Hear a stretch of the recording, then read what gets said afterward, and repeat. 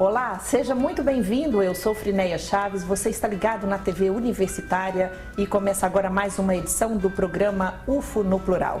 O destaque de hoje é um protocolo de sepse que está sendo implantado no Hospital de Clínicas de Uberlândia. Os convidados para este bate-papo já estão no estúdio comigo, Márcia Caetano, que é enfermeira, coordenadora desse projeto, e também Dr. Orlando César Mantese, médico intensivista que atua também aí na implantação desse protocolo. Sejam muito bem-vindos, é um prazer recebê-los aqui. Obrigada por aceitar o nosso convite. Nós agradecemos, pelo convite, a oportunidade de estarmos aqui falando sobre o protocolo.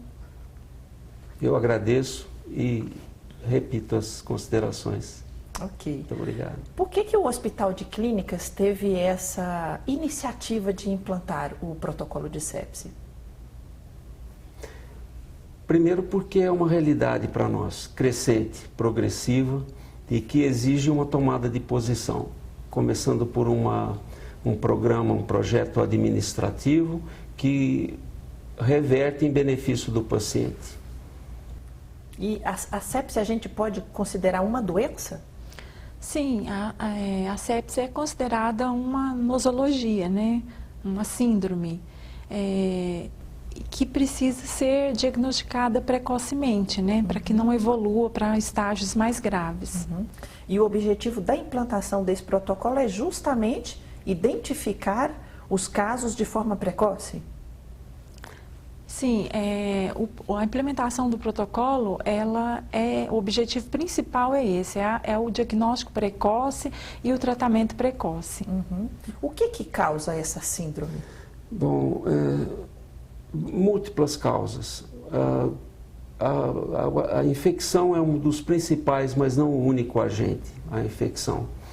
E no nosso meio, na nossa população, é uma percentagem expressiva e permite a identificação precoce de maneira mais evidente com a atuação preventiva da evolução. Uhum. Eu gostaria apenas de ressaltar que esta iniciativa ocorreu na gestão anterior, alguns anos atrás, especificamente em 2012. Isso. O professor Augusto Diogo Filho foi em missão de representação do hospital, designada pelo diretor técnico de então, Dr. César Augusto dos Santos, numa missão de representação e inscreveu o hospital na rede nacional de vigilância clínica da sepse. Isso foi feito e durante alguns poucos anos houve necessidade de programação, além da implantação, da implementação que está sendo feita agora na gestão do Dr. Miguel Tanus. Uhum. Então, e não é uma coisa simples, Porque vem se arrastando por esses anos, não é uma coisa fácil de se implantar. Por que essa demora toda? Bom,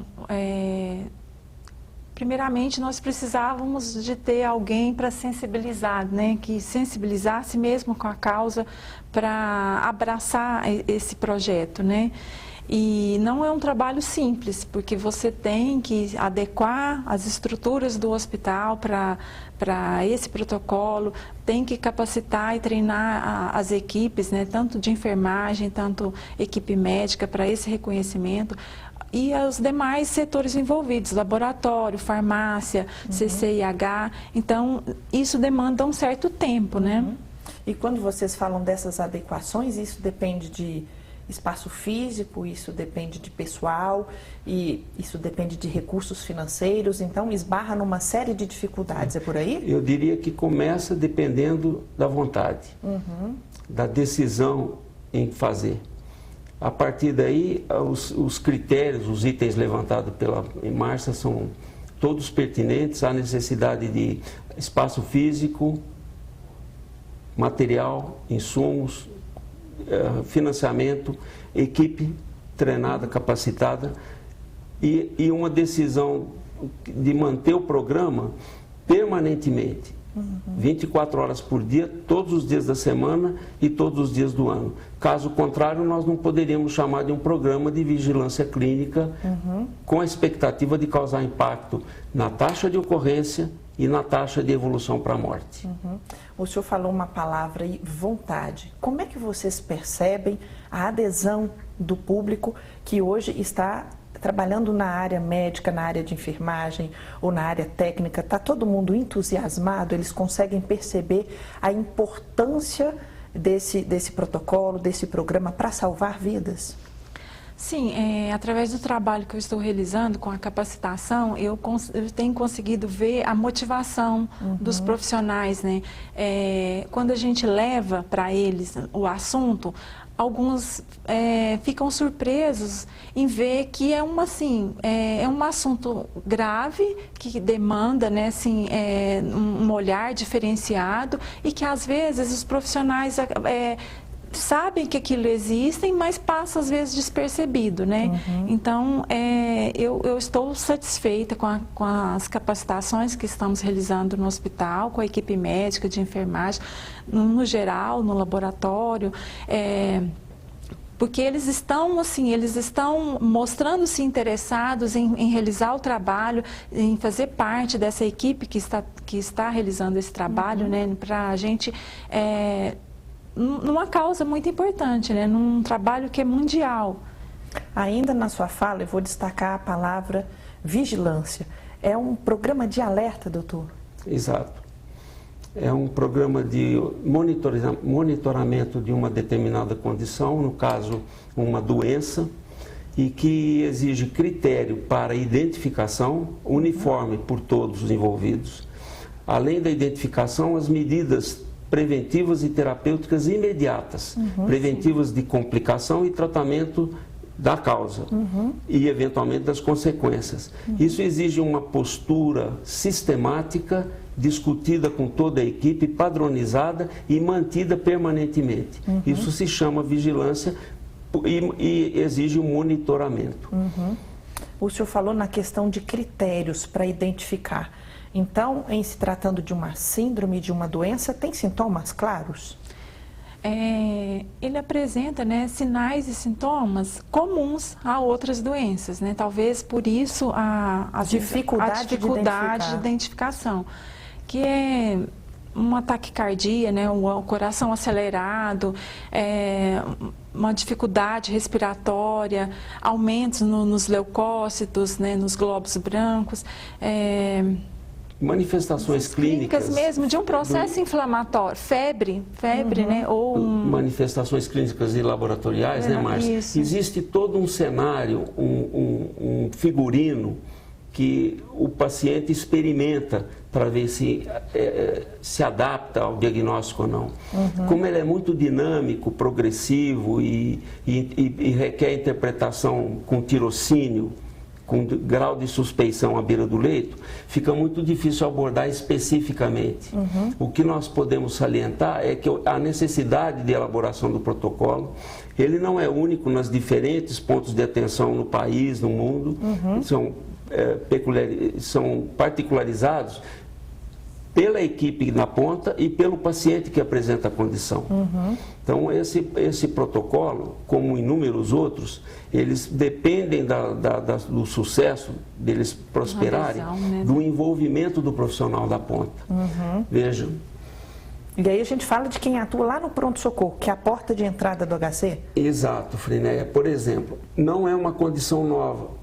O projeto de vigilância não está introduzindo uma condição nova. Ela já existe, né? Há muito tempo. Angustia as equipes e a instituição. Portanto, o que a Márcia disse muito bem é que a receptividade dos profissionais, quando abordados na confecção do protocolo, é muito grande. É uma adesão, a expectativa, a pergunta é essa: por que não antes? Acontece que as coisas precisam ter um grau de sensibilização para poder executar a ação. E é preciso lembrar que nós estamos também num país subdesenvolvido, né? Exatamente. Em outros países, certamente isso foi implantado muito antes. Daqui a pouquinho a gente continua o nosso bate-papo. O UFO no Plural vai para um rápido intervalo. Continue ligado, nós voltamos já já.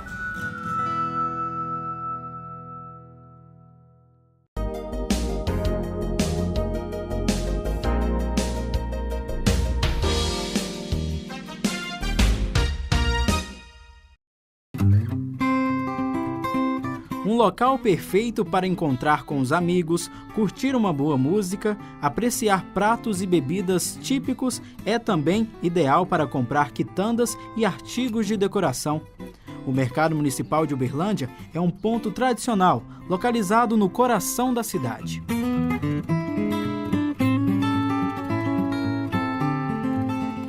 Lojas de artesanato, gastronomia, papo de botequim, eventos culturais. O Mercado Municipal de Uberlândia faz parte da história da cidade há 7 décadas. E se depender do sucesso do local, outros 70 anos podem vir.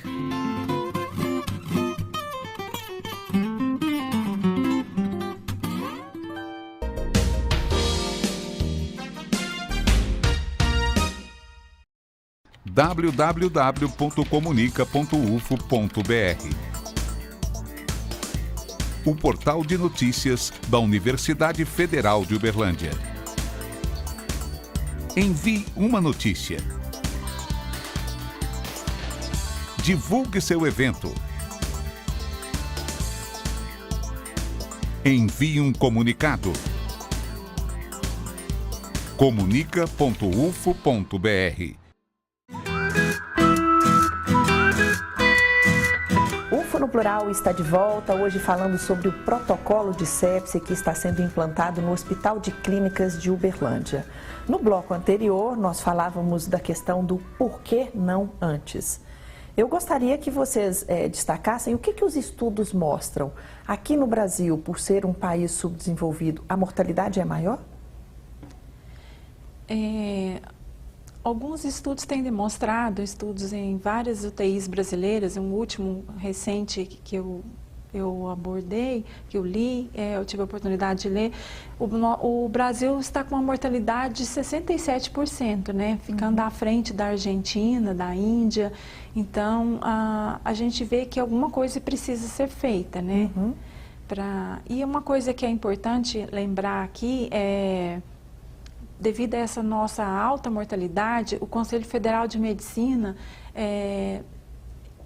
abriu uma recomendação desde o ano passado, setembro do ano passado, que todo serviço de saúde ele tenha o protocolo de sepse implementado, né?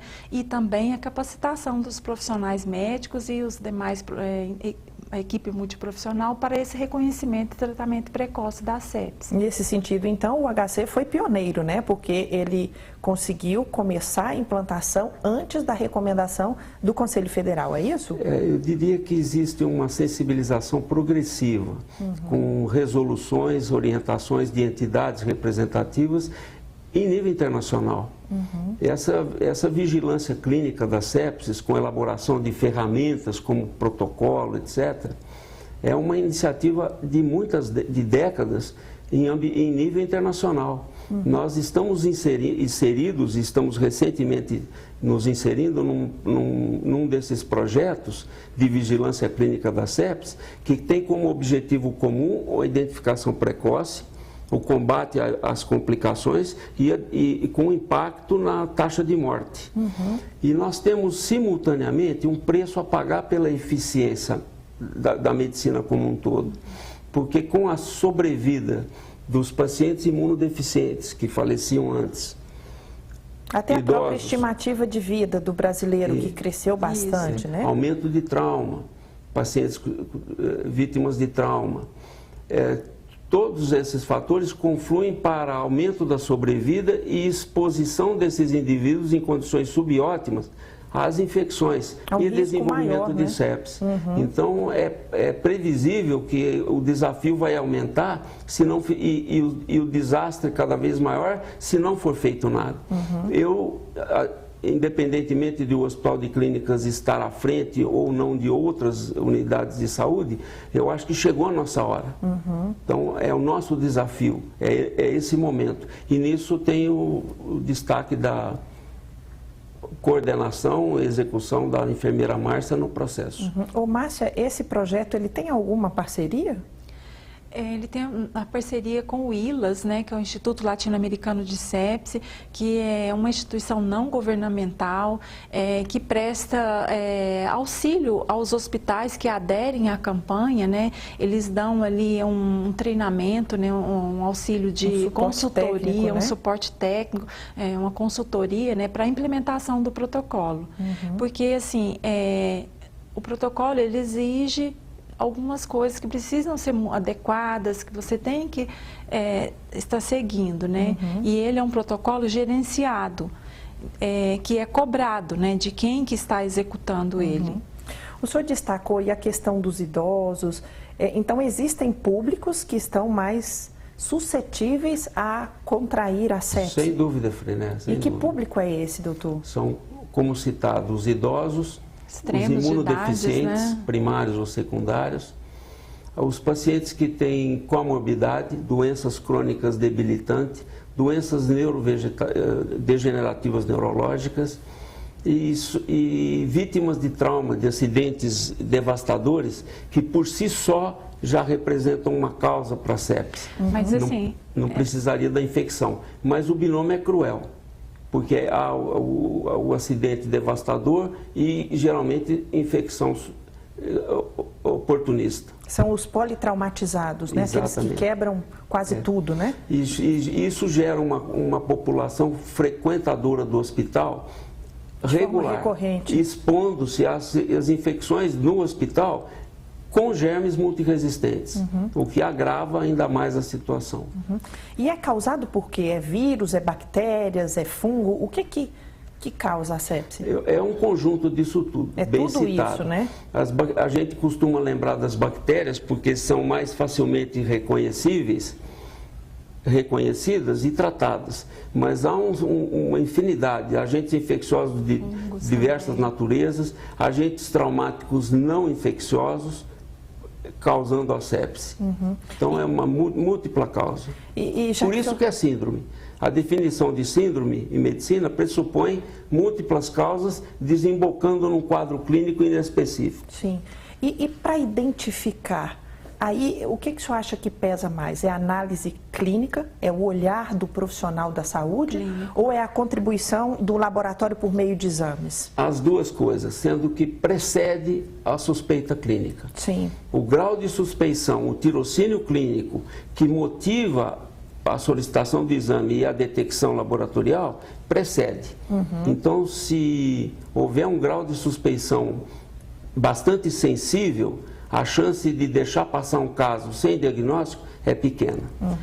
Nesse caso, é preferível pecar pelo excesso do que pela falta. Sem dúvida.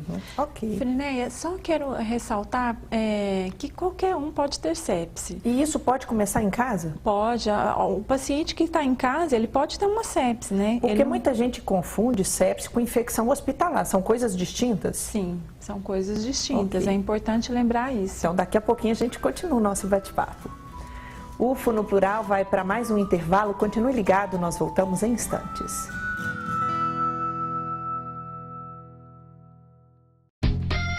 Propor e ajustar modelos estatísticos visando a tomada de decisão e a definição de estratégia a serem seguidas. Estas, entre outras, são as tarefas do profissional de estatística. Com o mercado em expansão, o estatístico pode desempenhar funções em indústrias, empresas de tecnologia, hospitais e no mercado financeiro. Venha para a UFO, venha para a estatística.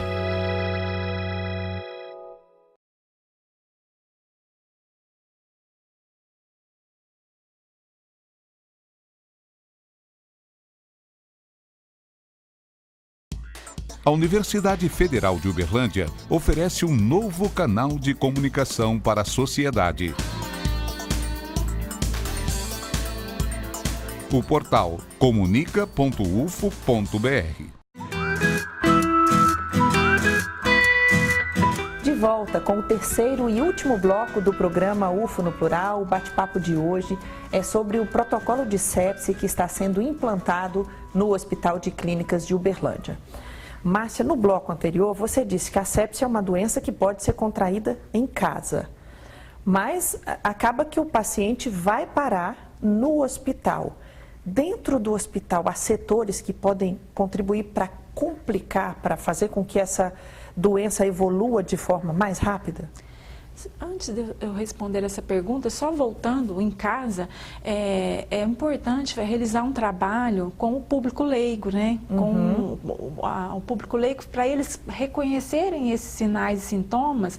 Para quê? Para que eles procurem, né, um estabelecimento de saúde o mais rápido, né? Para que essa sintomatologia ela não evolua, né, para estágios mais graves. Então, se o público leigo consegue reconhecer aqueles sinais e sintomas e já procura um atendimento, isso já facilita muito. Mas o que acontece é que, às vezes, quando vai, ele já está no estágio mais grave, né? Respondendo a sua pergunta, no pronto-socorro, o pronto-socorro é a nossa entrada, né? É a principal entrada do paciente, do hospital. A maioria que chega para nós ali, ele já chega num estágio mais grave, porque às vezes ele vem de uma outra unidade, né? Então, o ideal é que seria esse paciente, ele fosse reconhecido nessa outra unidade, que ele viesse para nós já com um estágio melhor. Para isso, então, essa recomendação, né? Esse protocolo teria que... teria que se expandir. Sim. Porque quando ele chega no nosso pronto-socorro, ele não vai... Nós vamos ter poucos pacientes chegando com sepse. Então, vamos pensar assim, para quem está em casa, então os sintomas é aquilo, o coração acelerado, né? Respiração alterada. Dificuldade na respiração. Pressão arterial. Febre, né? Quando ele começa a ir para um estágio mais grave, com disfunção orgânica, que seria a sepse grave, ele pode apresentar queda da pressão arterial, ele pode ficar confuso, né? Ele pode ter diminuição da urina, vai ter também confusão mental e... nunca negligenciar esses sintomas, né? Mas existe aquilo, doutor, de levar, quem é mãe principalmente, leva o filho numa unidade de saúde, está com febre, não, vamos esperar 3 dias, vamos ver como evolui. Isso não complica? Então, eu diria o seguinte, o incômodo do paciente em casa, seja criança com a mãe, ou seja um adulto, ele deve procurar a unidade de saúde, recurso, toda vez que suspeitar de uma infecção. O que motiva o paciente a buscar o recurso médico é a infecção. Ele não suspeita de sepse, ele não precisa pensar nessa terminologia. Sim. Ele pode estar preocupado com infecção de garganta, com pneumonia, com infecção sistêmica e não localizada, mas ele tem manifestação de infecção. E sempre a manifestação é a febre, né, doutor? Geralmente, nem sempre, né? Geralmente, é uma das primeiras, o que alerta, né? o familiar em casa, o paciente em casa, é a febre. Geralmente vem mal-estar, dor, localização eventualmente, mas ele é motivado a buscar auxílio mediante a suspeita de infecção, não de sepse. Não existe sepse sem infecção? Não. Existe, na maioria das vezes a gente trata da infecção, como eu disse, porque eu tenho uma sequência lógica, eu tenho maior facilidade de identificar e de intervir. Mas eu tenho um indivíduo politraumatizado, com determinadas condições, pancreatite, politraumatismo, que desencadeia a sepse. É a sepse de etiologia não infecciosa. Isso à parte a gente identifica no hospital. Mas o quadro infeccioso que motivou o indivíduo, o cidadão, a buscar recurso médico, ele não precisa ir com a suspeita de sepse. A sepse é um figurino clínico, laboratorial, que vai ser testado nele no hospital.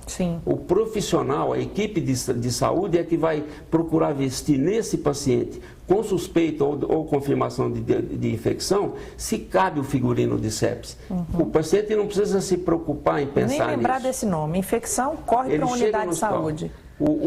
A equipe clínica vai vestir nele o figurino da sepse. Se encaixar, vai categorizá-lo como sepse, sepse grave, choque séptico. É uma prerrogativa da equipe. É como se fossem as etapas evolutivas da doença. E que vai ser verificada pela equipe profissional, não pelo paciente.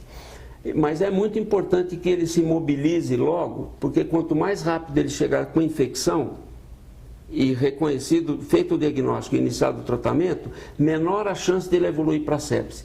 Em especial, se forem aqueles pacientes com fator de risco. Sim, que é aquele público que a gente falou lá no primeiro bloco, né? Então, cuidado com eles. As equipes que trabalham na ponta já sabem disso. E mesmo na ausência de um protocolo uniformizado, no ponto de atenção no hospital de clínica, por exemplo, isso já é exercitado.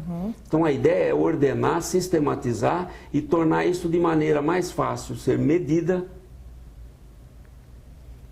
tratada e acompanhada para ver se aumenta, diminui ou mantém igual a taxa de ocorrência e a taxa de morte. Só lembrando, Frinéia, complementando o que o Dr. Orlando disse, esses sinais e sintomas que o paciente pode apresentar, nem sempre pode ser sepse. Pode ser uma gripe mesmo, o paciente... Pode ser só uma infecção de garganta. Na maioria das vezes, felizmente, não é. Mas que bom, né? Porque se a taxa de mortalidade é tão grande, né? Para quem vai parar lá na UTI, é para quem já está no estágio grave da doença? E qual que é a chance de cura para quem já está lá no estágio grave? Só para a gente comparar o estágio inicial e o último grau. Então, vamos imaginar um indivíduo que tenha percorrido todos os degraus de gravidade. Ele teve a infecção por motivos, às vezes conhecido, reconhecido, às vezes não. Ele evolui com maior ou menor velocidade para os degraus subsequentes, cada vez mais graves. A chance de ele sobreviver, uma vez identificado e iniciado o tratamento, é maior nos estágios inicial, nos degraus mais baixos, do que na mais alto. O mais alto seria o choque séptico com ou sem falência de múltiplos órgãos. A chance, mesmo com o tratamento, é muito menor de sobreviver nessa etapa do que nas anteriores. Daí a necessidade do diagnóstico precoce e intervenção rápida e eficaz. Evita, a gente trabalha com essa perspectiva de evitar a progressão para estádios mais avançados. Infelizmente, como tudo em medicina, nós não temos o controle absoluto de condição alguma. E às vezes, mesmo com reconhecimento precoce, tratamento supostamente adequado, há evolução inexorável. Ele pode evoluir, sim. Mas numa boa parte dos pacientes, a intervenção é eficaz se executada a tempo. O principal objetivo da implantação desse protocolo é diminuir a mortalidade. Nós já conseguimos visualizar resultados nesse sentido? Ainda não, Friné, porque nós começamos com um projeto piloto, né, na UTI, e esse projeto ele serviu para a gente ver como que seria a adesão dos profissionais, para nós adequarmos, né, o serviço, como que seriam as dificuldades apresentadas com o protocolo, né?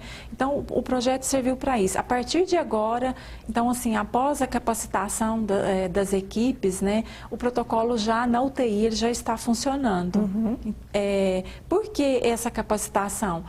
Para o profissional saber como ele preencher, porque existe uma ficha que ele precisa preencher do protocolo, que fica no prontuário, mas também para ele saber como reconhecer. Ter esse olhar de atenção, de vigilância, né? Ele, no cuidado, ele sempre pensar na possibilidade que, será que é sepse? Pode não ser, né?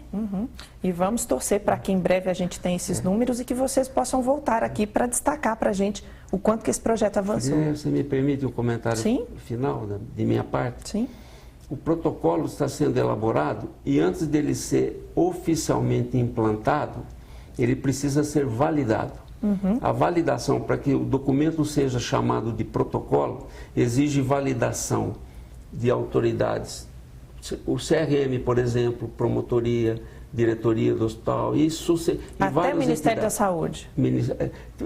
Pelo menos para a entidade representativa, o CRM, para o Ministério Público, para a parte administrativa do hospital e ter a expectativa de que o protocolo, no nosso ponto de atenção, esteja ligado ao protocolo em outros pontos de atenção, constituindo o que se chama de rede. Então, sem isso, os efeitos serão muito esforço, muito gasto e pouco benefício. Pouco resultado. Mas a semente está lançada, vamos torcer, porque, na verdade, aí o adubo, o cuidado com essa sementinha é todo o pessoal que está envolvido, os profissionais da área de saúde, né? Nós temos informação, é uma informação que requer confirmação, mas outros pontos de saúde do município estão pensando. Já implantaram. O hospital municipal já implantou. Boa notícia. O Hospital Santa Clara está com um projeto também, começando a implementação. Isso tudo através do ILAS, né, que dando esse suporte técnico para os hospitais. Então tem várias pessoas. Boa notícia, estou achando que vocês vão voltar em breve e logo nós teremos bons resultados. E quem sabe demais colegas de outros pontos também possam vir, colaborar. Né? O convite é estendido a todos. Muito obrigada, foi muito bom falar com vocês. Obrigada a você. Obrigada também a você que está em casa pela audiência e pela preferência. Lembrando, esse programa será exibido no sábado às 14h aqui pela TV Universitária. Muito obrigada pela sua atenção. Até semana que vem.